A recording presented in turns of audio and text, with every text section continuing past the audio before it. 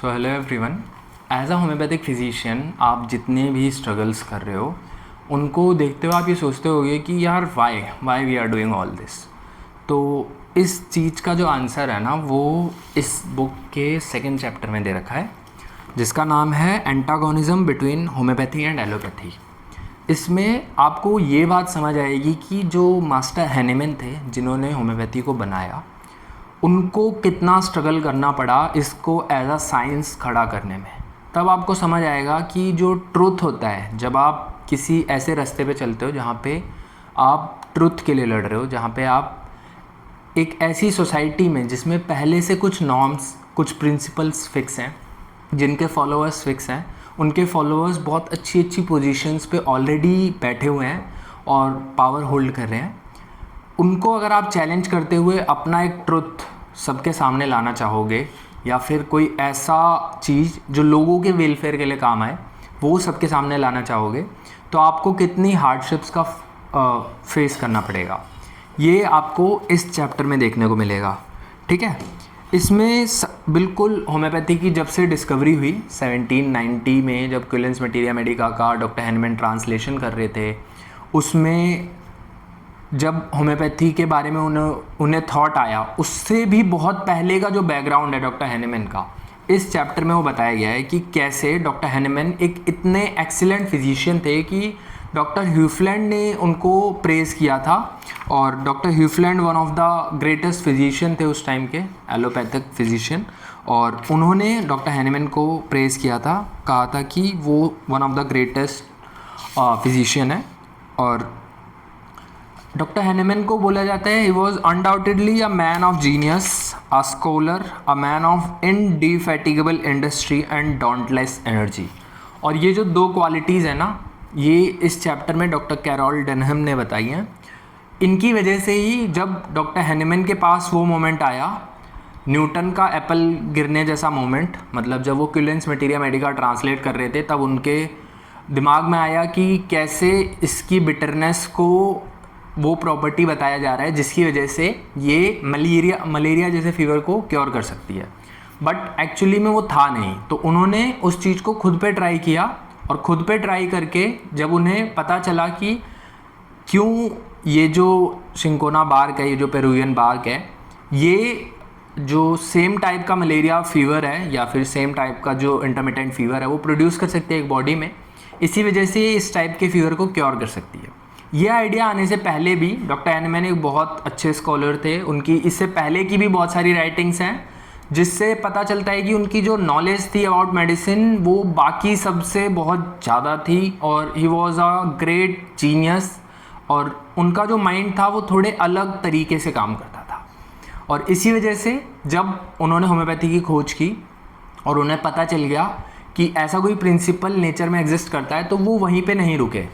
वो इससे पहले भी सिमिलिया के बहुत सारे इंस्टेंसेस पढ़ चुके थे और बाद में भी उन्होंने बहुत सारे इंस्टेंसेस पढ़े, बट उन सब लोगों में और डॉक्टर हैनीमैन में ये डिफरेंस था कि उनके अंदर डॉन्टलेस एनर्जी, इनडिफैटिगेबल स्पिरिट, ये सब था, जिसकी वजह से उन्होंने इस काम को आगे कंटिन्यू रखा। और इस काम को कंटिन्यू रखते रखते डॉक्टर हैनीमैन ने पूरा एक सिस्टम ऑफ मेडिसिन बना दिया। अब ये सिस्टम ऑफ मेडिसिन बनाने में उनको इतनी सारी डिफ़िकल्टीज़ को फेस करना पड़ा, उसको देखते हैं। देखो, डॉक्टर हैनीमैन को ना 11 बार अपनी जगह चेंज करनी पड़ी थी, मतलब उनको वहाँ से हटा दिया गया था। वहाँ के जो एपोथिकरीज बेसिकली केमिस्ट होते हैं। सबसे पहले क्या हुआ, डॉक्टर हैनीमैन ने जब ये प्रिंसिपल नया ढूंढ लिया, इसके बाद 1805 में ऐसे उन्होंने न्यू प्रिंसिपल उन्होंने पब्लिश कर दिया। उससे बहुत पहले से ही 1790 से ही उन्होंने शुरू कर दी थी ड्रग प्रूविंग।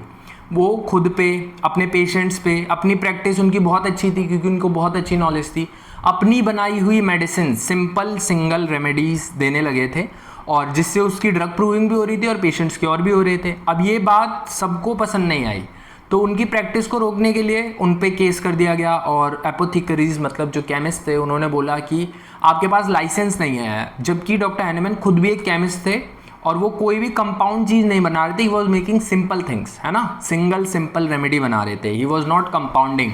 तो एपोथिकरीज ने उन पे ये ब्लेम डाला कि ये कंपाउंडिंग कर रहे हैं, ये बहुत सारी मेडिसिन बना के खुद से लोगों को दे रहे हैं और विदाउट लाइसेंस ये सारी चीज़ें कर रहे हैं। तो इस वजह से डॉक्टर हैनीमैन को बहुत बार अपनी जगह चेंज करनी पड़ी। मैं आपको एक बार बता देता हूँ, 1790 से 1805 तक डॉक्टर हैनीमैन ने खुद पे और अपने कुछ फॉलोअर्स पे 60 से ज़्यादा ड्रग्स, मोर देन 60 ड्रग्स का जो प्रूविंग है वो कर दिया था। और उन्होंने इसके लिए ना एक बात भी कही थी, when we have to do with an art whose end is the saving of human life. हम जब एक ऐसे आर्ट के साथ डील कर रहे हैं जिसका जो मेन मोटिव है वो ये है कि कैसे ह्यूमन लाइफ को बचाया जाए, तो हम कुछ भी चीज़ को नेगलेक्ट नहीं कर सकते। कोई भी ऐसी चीज़ जो नेगलेक्ट करके हम उसके मास्टर दिखने लगे, हम ऐसा नहीं कर सकते, इट इज़ अ क्राइम। ठीक है, तो अब एक सिंगल चीज़, इसीलिए डॉक्टर हैनीमैन की एक एक प्रूविंग प्योर ऑब्जर्वेशन पे बेस्ड है, प्योर एक्सपेरिमेंट्स पे बेस्ड है। उन्होंने खुद पे प्रूविंग करी, अपने डिसिपल्स पे, अपने स्टूडेंट्स पे, अपने पेशेंट्स पे, सब पे प्रूविंग की, और उससे जो उन्हें रिजल्ट मिले, जो उनकी ऑब्जर्वेशन रही वो एक्सपेरिमेंट्स करने के बाद, तब उन्होंने अपनी जो खुद की मटीरिया मेडिका, फ्रेगमेंटा डी विरिविस, और खुद का जो एक डॉक्टर हैनीमैन ने सबसे पहले जो लेटर पब्लिश किया था, ऐसे ऑन अ न्यू प्रिंसिपल, वो, और मेडिसिन ऑफ एक्सपीरियंस, ऐसे एसेस बिल्कुल उन्होंने सामने रखे पूरी दुनिया के। बट ये सब के बाद उनको ना बहुत ज़्यादा क्रिटिसिज्म झेलना पड़ा। इवन जो डॉक्टर बेकर हैं, प्रोफेसर हैकर, डॉक्टर हैकर है ना, या फिर प्रोफेसर हैकर, उन्होंने ना 1811 में एक अपना खुद से एक लेटर लिखा जिसका नाम था एंटी ऑर्गेनॉन, और उसमें उन्होंने डॉक्टर हैनीमैन के पर्सनल कैरेक्टर तक पे सवाल उठा दिए। देखो, एक ऐसी चीज़ जिसके लिए डॉक्टर हैनीमैन कह रहे हैं कि आप इसका एक्सपेरिमेंट करो और अगर आपको रिजल्ट नहीं मिलते तो आप छोड़ देना, अगर मिलते हैं तो इसकी ग्लोरी गॉड को दे देना, मतलब भगवान को बोल देना कि भगवान आपने हमें एक नया सिस्टम दे दिया, वी आर वेरी ग्रेटफुल। उन्होंने ना ग्लोरी मांगी, ना उन्होंने कोई रिकॉग्निशन मांगा। उन्होंने कहा आप एक्सपेरिमेंट करो, अगर आपको नहीं सही लगता है, अगर आपको वही सेम रिजल्ट नहीं मिलते हैं जो कि डॉक्टर हैनीमैन को मिल रहे थे, तो आप इस सिस्टम को छोड़ देना हमेशा के लिए। बट ये सब ना देखते हुए जो दूसरे जो उनसे लोग जलते थे आउट ऑफ जेलेसी, उन्होंने एंटी ऑर्गेनॉन जैसे लेटर्स पब्लिश किए और उसमें उन्होंने पर्सनल कैरेक्टर पे आवाज़ उठाई डॉक्टर हैनीमैन के एज, जबकि उन्होंने प्रिंसिपल्स को बिल्कुल साइड रख दिया। ठीक है, तो ऐसा हुआ। इवन जब डॉक्टर विलियम हार्वे, जिन्होंने ब्लड सर्कुलेशन की खोज की थी, उनको भी एक क्वैक बताया गया था, जबकि उन्होंने ब्लड सर्कुलेशन की खोज की थी। आज भी कितना यूज़फुल है हमारी बॉडी में ब्लड सर्कुलेशन जानना, है ना। और जो डॉक्टर एडवर्ड जेनर थे, जिन्होंने वैक्सीनेशन की खोज की थी, उनको भी मोस्ट परसिस्टेंट वायलेंस फेस करना पड़ा था अपने लाइफ टाइम में। और देखो, सबसे पहले क्या हुआ, जब डॉक्टर हैनीमैन ने अपनी मेडिकल प्रैक्टिस शुरू कर दी और वो बिल्कुल भी सेटिस्फाई नहीं थे इस चीज़ से कि जो ओल्ड मेथड्स हैं उससे सिर्फ हार्म हो रहा है लोगों को, अगर कोई दवाई नहीं लेगा तो वो ज़्यादा बेटर रहेगा एज़ कम्पेयर टू कोई दवाई लेगा। इसके बारे में भी डॉक्टर हैनीमैन ने किसी एक फेमस डॉक्टर का कोट आगे बताया हुआ है। तो इसके लिए ना डॉक्टर हैनीमैन ने कहा है कि सबसे पहले जो उनका ये गुड फॉर्च्यून था कि उन्हें ये नया सिस्टम मिला, इससे उन पे बहुत सारे लोग जेलसी करने लग गए, और उस जेलसी की वजह से वहाँ पे क्या हुआ कि जो कलीग्स थे उनके कॉनिंग्स लेटर में, सबसे पहले वहाँ से उनको हटा दिया गया। और वही जो मैंने एपोथेकेरी वाली, मतलब जो केमिस्ट थे, उन्होंने बोला कि ये खुद से दवाइयाँ बना के दे रहे हैं जो कि लीगल नहीं है, विच इज़ इलीगल, जबकि डॉक्टर हैनीमैन खुद से एक केमिस्ट थे, so he can do that, but उन्होंने बोला ये लीगल नहीं है। और क्योंकि उन लोगों के पास पावर थी, पोजीशन थी, अथॉरिटी थी, तो डॉक्टर हैनीमैन को वहाँ से हटा दिया गया।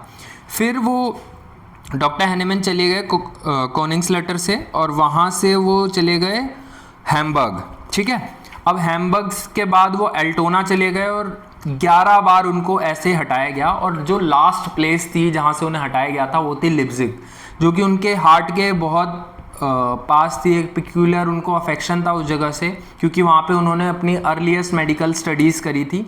और जब उनको वहाँ से भी हटा दिया गया, और मतलब समझ लो कि from this city of his love, the scientific capital of his fatherland, he was now in the 66th year। जब वो 66 ईयर के थे तब उनको वहाँ से हटा दिया गया, और वहाँ से उनको हटा के एनहाल्ट कॉटन में उनको असाइलम दिया गया। फिर उन्होंने वहाँ से भी अपनी प्रैक्टिस शुरू की। और इसके लिए ना डॉक्टर हैनीमैन एक बहुत अच्छी बात बोलते हैं, इसी बुक में लिखा हुआ है कि all saved at peace which can never be taken from the man who has within himself the mens civi conscia rectus। इसका मतलब है कि एक ऐसा पर्सन जिसको अपने मन में पता हो कि जो वो कर रहा है वो सही कर रहा है, तो आप उसको उसकी हैप्पीनेस नहीं छीन सकते, आप उससे सब कुछ छीन लोगे, you will grab each and everything from him, but आप उसकी वो हैप्पीनेस नहीं छीन सकते जो उसे इस बात से पता है कि वो सही काम कर रहा है, what he is doing is right. तो ये कोट मैं आप सबको कहूँगा, आपको मार्क कर लेना चाहिए, it is a life changing quote कि मेंस सिवी कॉन्सिया रेक्टाई। If you think, if your intentions are good, if you think what you are doing is good and it is not harming anyone, so आपको हमेशा खुश रहना है। जो आपकी हैप्पीनेस है, आपको देखो डॉक्टर हैनेमैन को अपनी लाइफ टाइम में उतनी रिकॉग्निशन नहीं मिली, बट आज देखो he is getting a lot of recognition. हम सबके मन में सबसे ज़्यादा, जितना ज़्यादा आप होम्योपैथी को समझते जाओगे उतनी ज़्यादा डॉक्टर हैनेमैन के लिए रिस्पेक्ट आपके मन में बढ़ती जाएगी। So this is what he has earned after facing all this backlash. तो ऐसे ही आपको भी अपनी लाइफ में करना है, ठीक है। आगे चलते हैं। अब देखो कॉटन में उन्हें भेज दिया गया, वहाँ पे भी उनका जो फेम है वो बढ़ता चला गया। उसके बाद वो वहाँ से पेरिस मूव ऑन कर गए मैडम मेलेनी के साथ, और 1843 में उनकी डेथ हो गई। तो देखो डॉक्टर हैनेमैन की ये जो जर्नी है, ये जो 11 साल का जो जर्नी था पूरा, मतलब 11 साल का नहीं, ये जो 11 बार उनका एक जगह से दूसरी जगह जाने का जर्नी था, ये कितना ज़्यादा स्ट्रगल है। अब इस स्ट्रगल के आगे हमारा स्ट्रगल क्या है? सिर्फ इस साइंस को पढ़ना है और पेशेंट्स पे अप्लाई करना है और उनको ठीक करना है। हमारा स्ट्रगल कुछ भी नहीं है। हमारे जो मास्टर थे उन्होंने कितना स्ट्रगल फेस किया है साइंस को बनाने के लिए। So what we have to do कि हमें बस उनकी राइटिंग्स को फॉलो करना है, उसको मॉडर्न अप्रोच के साथ अप्लाई करना है, और साथ में अपने पेशेंट्स के लिए उतनी ही एम्पैथी और उतना ही हमें लव, अफेक्शन, हर एक चीज़ उतने ही साथ में रखनी है, उतने लेवल पे रखनी है जैसे डॉक्टर हैनेमैन के मन में थी, जिसकी वजह से वो ये सारी चीज़ें अचीव कर पाए। तभी जब आप एक ह्यूमैनिटी के लिए लव रखोगे, जब आप एक अफेक्शन रखोगे कि आपको अपने फेलो ह्यूमन बींग्स को ठीक करना है, आप एक केयर का जो नेचर है अपने अंदर डेवलप करोगे, तभी आप इस साइंस में आगे बढ़ सकते हो। तो दिस इज़ अ थिंग जो मैंने इस चैप्टर से अभी तक सीखी है। अभी तो ये चैप्टर काफ़ी बड़ा है और मुझे लगता है it will take me 2-3 more days to finish it. So बाकी की बातें बाद में करेंगे, इस चैप्टर में अभी इतना ही पढ़ते हैं। But this is a story जो आज मैं शेयर करना चाहता था आप सबके साथ। सो मिलते हैं नेक्स्ट वीडियो में।